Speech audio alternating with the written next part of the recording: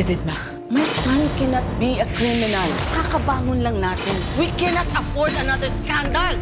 Kilala niyo po si Javier Buencamino. Asawa ko siya. May anak kami. Si Elias. Explain this. You leave me no choice. I have to do this. You take her away. Pasensyahan na lang tayo, Olivia. Ito na lahat ng psychological assessment reports ni Olivia. I can assure you that Olivia has no schizophrenia. Those are old reports. Kung gusto mo talagang gumaling si Olivia, tingnan mo man lang to. Please. Knowing Salazar, hindi niya titigilan si Olivia. Kailangan ko ang mga lipores mo. Para saan? Kay Olivia, gusto kong pahirapan mo siya. Gusto ko mamilipit siya sa sakit. Make it look like she hurt herself. Miss, ako si Elias. Alam namin may ginagawa kayong hindi maganda sa kanya. Ilabas mo siya sabi! Di ba sinabi ko sa'yo, layuan mo na si Olivia? Nawawala ako si Mrs. Buencamino. Ano? Paano nawawala? Nawawala si Olivia. Nakatakas siya sa San Rafael. Hanapin mo siya ngayon din and make sure she's safe. Olivia Buencamino. Kung nawawala si Olivia, ibig sabihin tumakas siya. Hindi ito makakabuti sa campaign ko. Minsan na niya sinira ang campaign ko. Don't allow her to do it again. Boss, may dumating na lalaki. Tinakas siya. Hindi namin kilala. Hanapin niyo sila, mga inutil kayo!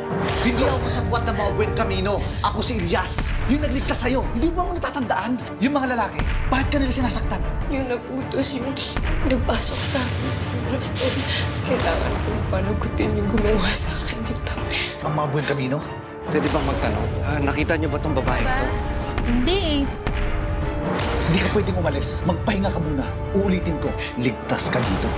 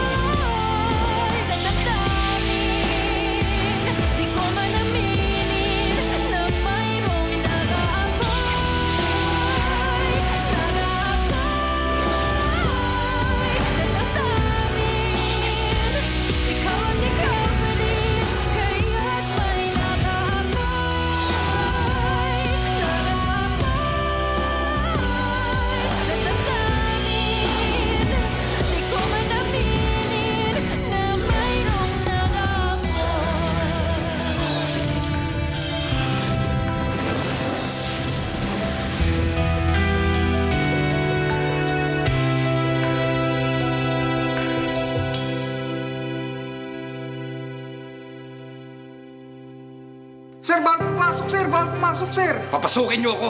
Bawal, sir, pumasok eh! Huwag mo ko hawakan! Itiwan mo ko! Ingay na yon. Itawan mo Sir, ako! sir! Bawal pumasok, sir! Ba't niyo pinapasok yan dito? Pasensya na ho, nagpupumilit eh. Gabing-gabi na, nanggugulo ka pa, Salazar. Naistorbo ka ba pagtulog ninyo? Paano kayo nakakatulog nung wala dito si Olivia? Pamilya niya kayo, di ba?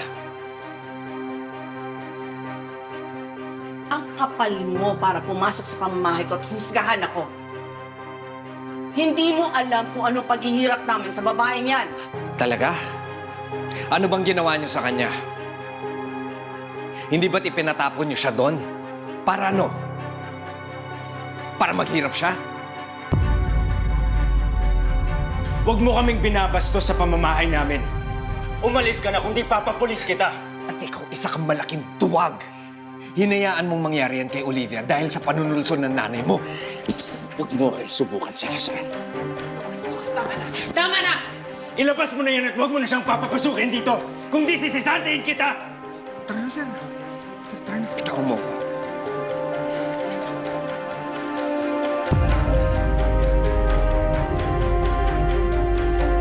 Sir, Bitawan mo ako. bawal nga po pumasok. Alis nga ako. Sir, Kuya, bawal nga. ako nang balang kumausap. Mauna ka na sa gate. Sir, ayoko pong mawalan ng trabaho pero kinakain na rin po ako ng konsensya ko. Sa tingin ko po, dinala po si Ma'am Olivia sa mental, hindi para gamutin. Gusto po siyang pahirapan at saktan doon. Paano mo nasabi? Jennifer! Yung tsaa! Mainit ang ulo ko!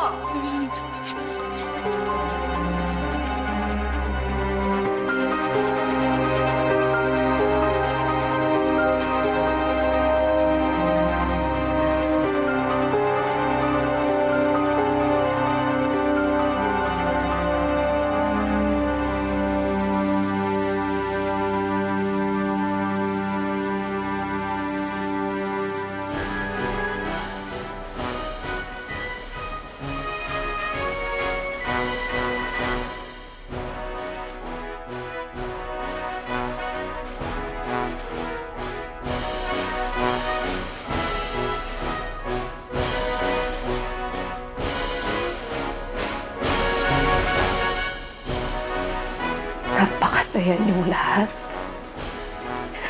Habang ako nandito, mag-isa, nagdurusa. Buen camino para sa Kongreso. Dahil sa gobyernong totoo, lahat tayo aasenso.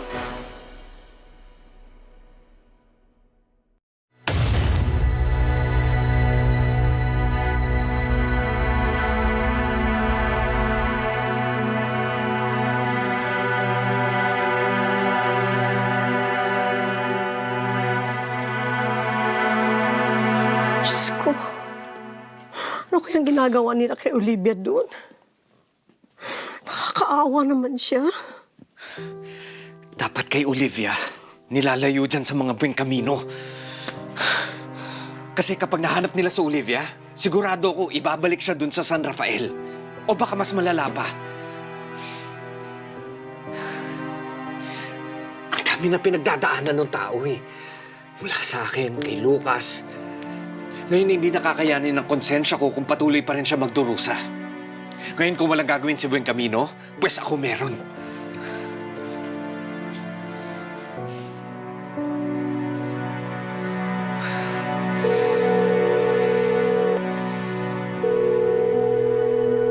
Hello, Sabrina. Pasensya na, napatawag ako ngayong gabi. Pero pwede ba tayo magkita bukas?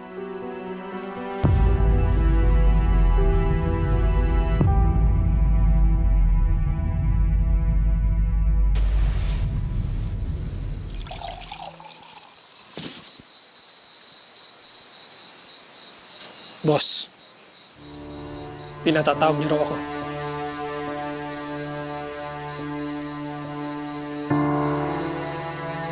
Ikaw na muna ang bahala sa negosyo. May importante na ako inaasikaso. Halos lahat naman, naituro ko na sa'yo sa negosyong ito eh. Kaya sigurado ako, hindi mo ito pababayaan.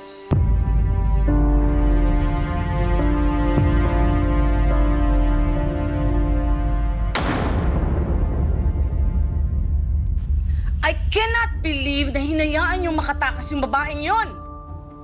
Ang sabi ng mga tauhan ko, may lalaking nagligtas sa kanya. Pinapahanap ko na. Relax ka lang. Paano ako magre-relax? Nakatakas yung babaeng yon, pwede niyang isiwalat lahat ng ginawa ko. Alamin mo agad kung sino ang kasabwat ng babaeng yan. Ibalik niyo siya sa San Rafael. Ngayon pa lang ako nakakabangon sa kampanya ko. Walang pwedeng makaalam na pinatukot ko siya sa inyo. Nagkakaintindihan ba tayo?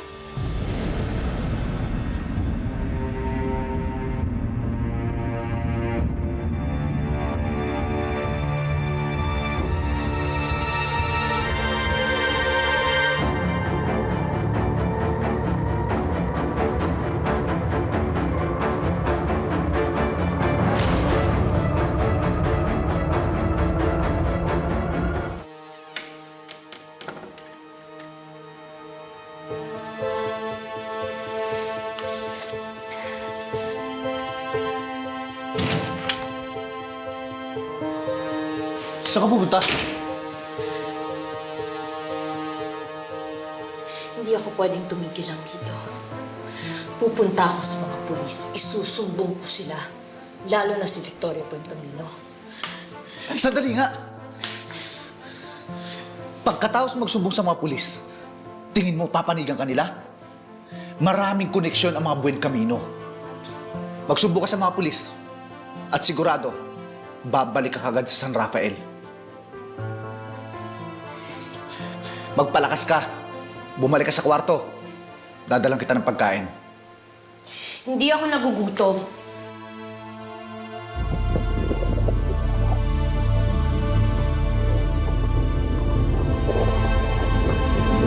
Lakas ha. Bumalik ka sa kwarto, dadalang kita ng pagkain.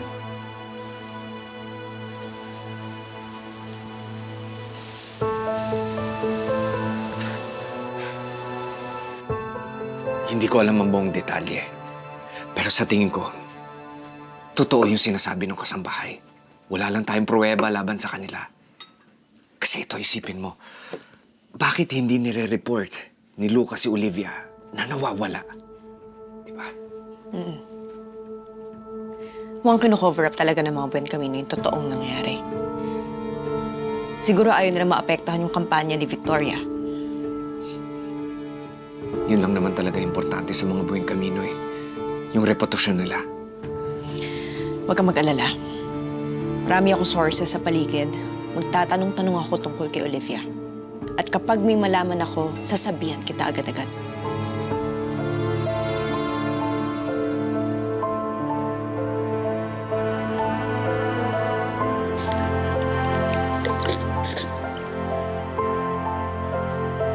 Huwag kang mahiya. Marami pa niyan dito. Kumakain lang ako para lumakas ako agad. Para makaalis na ako dito. Sige. Sabi mo eh.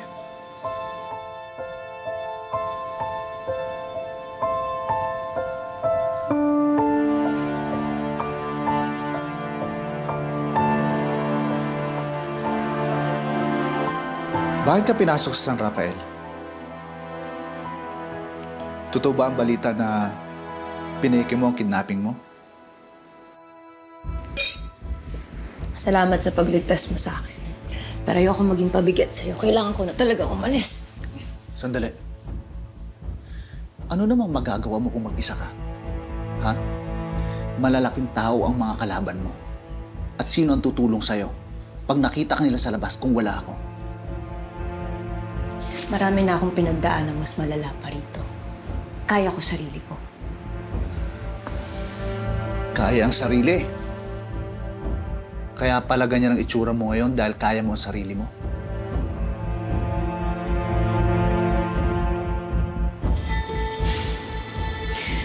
Hindi mo ako kilala.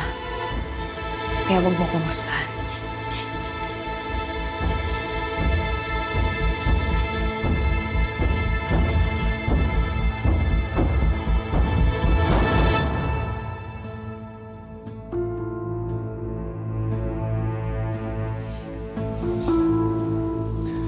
Magkaaminan nga tayo dito.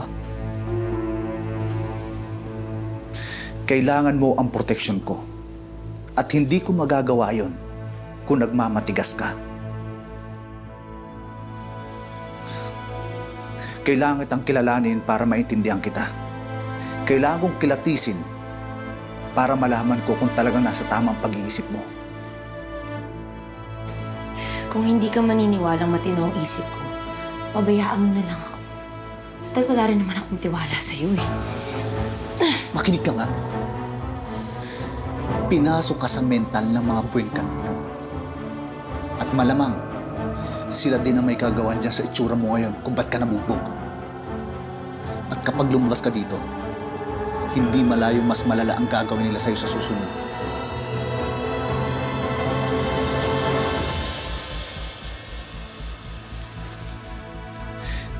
Di ba gusto mong gumanti? Ha? Paano magagawa yung kung patay ka na?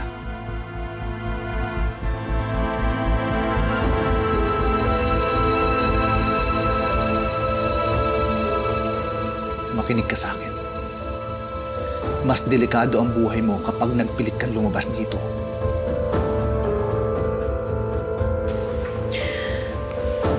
Paano ako nakakasiguro na ligtas ako dito? Kasama mo.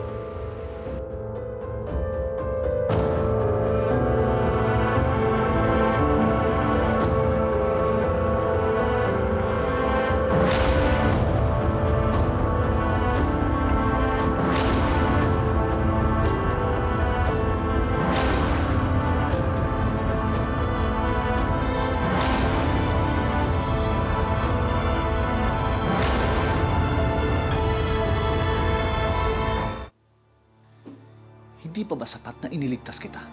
Ha? Bakit mo ba ako niligtas? Anong kailangan mo sa akin? Hindi kita kilala nung iniligtas kita. At wala akong kailangan sa'yo. Masama ba kung magligtas ako ng isang nangangailangan na tao? Naligtas mo na ako. Bakit nag-aalok ka pa ng tulong ngayon? Kilala mo na ako. Alam mo makapangyarihan ang kalaban ko. Bakit gusto mo pa madamay?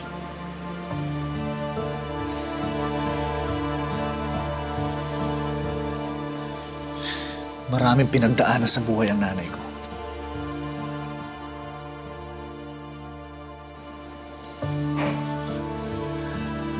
Maraming nangapi sa kanya.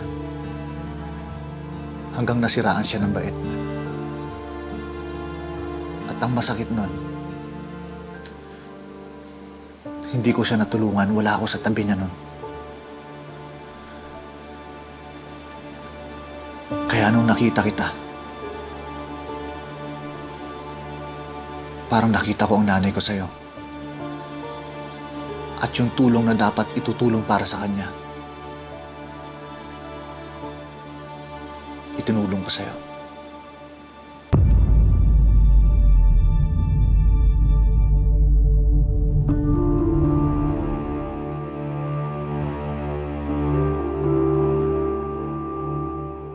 Nasaan siya ngayon? Nasaan yung nanay mo?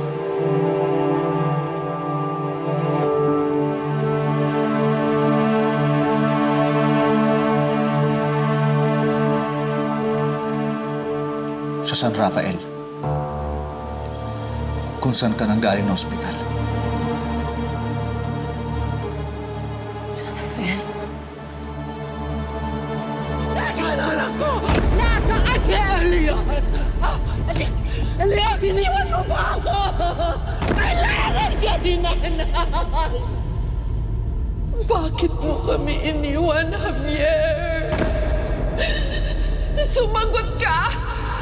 Javier Buen Camino! Nanay, kilala niyo po si Javier Buen Camino. Asawa ko siya. May anak kami. Si Elias. Alam kong darating siya. Darating ang anak ko. Darating si Elias.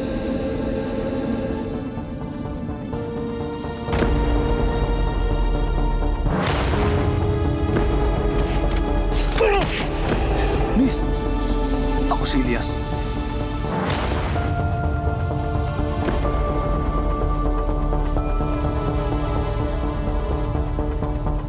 Nanay mo si na Isabel?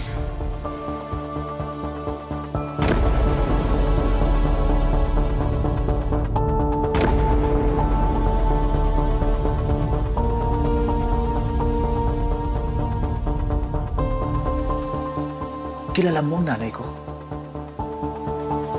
Magkatabi kami ng kwarto noon. Palagi siyang nagsasalita mag-isa. Palagi kanyang binabanggit. Tama. Ikaw si Elias. Ikaw si Elias na anak ni na Isabel. Hinahanap ako ng nanay ko. Nakakausap ko siya. Pinapalakas niya yung loob ko. Nakakausap mo ang nanay ko. Bait-bait niya. Magaan yung loob ko sa kanya. Nung huling kita namin, Pinagtatanggol niya ako nung kinukuha nila ulit ako para turukan ng gamot. Dahil sa kanya, kahit pa paano nagkaroon ako ng dahilan na lumaban habang pinapahirapan ako ng mga tao doon.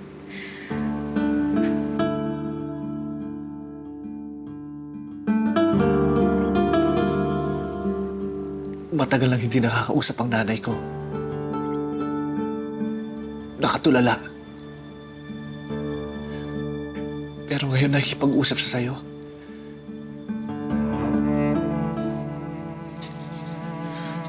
Kung ganun nakakausap mo ang nanay ko at naging mabait ka sa kanya, mas lalong hindi kita pababayaan mapahamak.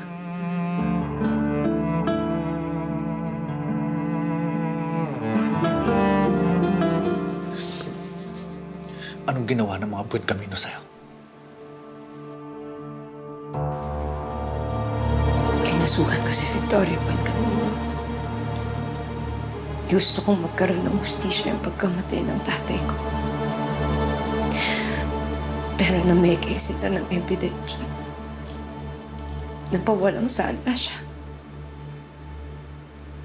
Tapos ako yung pinalabas nilang masama. Gusto mong makiganti pero nagpapadalos-dalos ka. Alam mo, ang problema sa'yo, hindi mo siya masyadong pinag-iisipan. Kaya ka natatalo.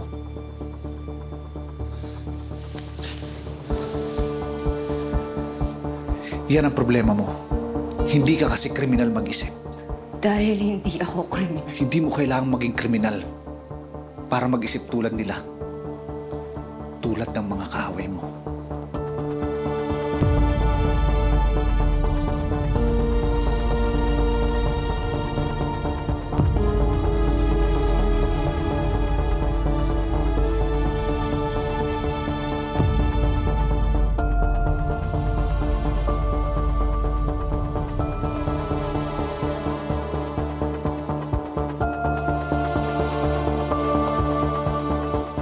Pinaghahanap ngayon si Olivia Buen Camino, pasyente ng San Rafael Psychiatric Facility na di umano tumakas kagabi bandang alas 7:30.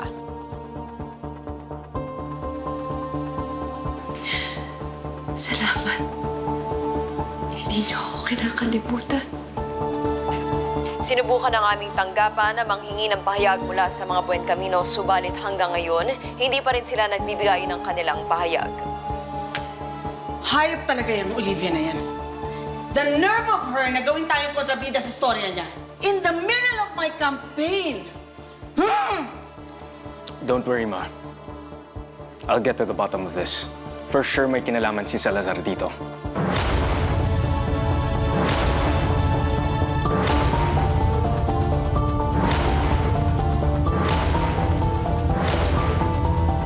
Hindi kami maghanap eh.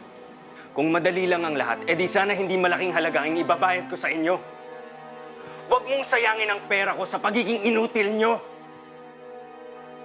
Hindi ako pwedeng maunahan ni Salazar kay Olivia.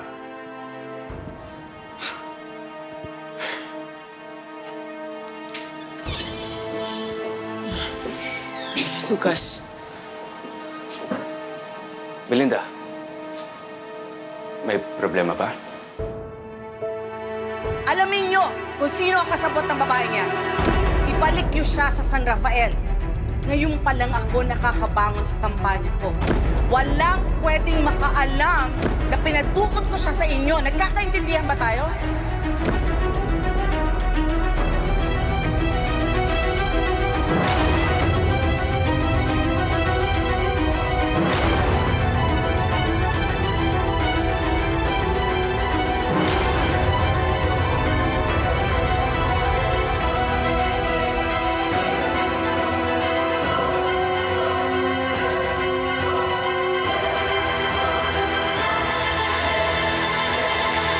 Hindi ako matatahimik hanggang hindi ako sigurado na ligtas si Olivia. Bakit ba hindi mo malit-gulit ko yung babae na yan?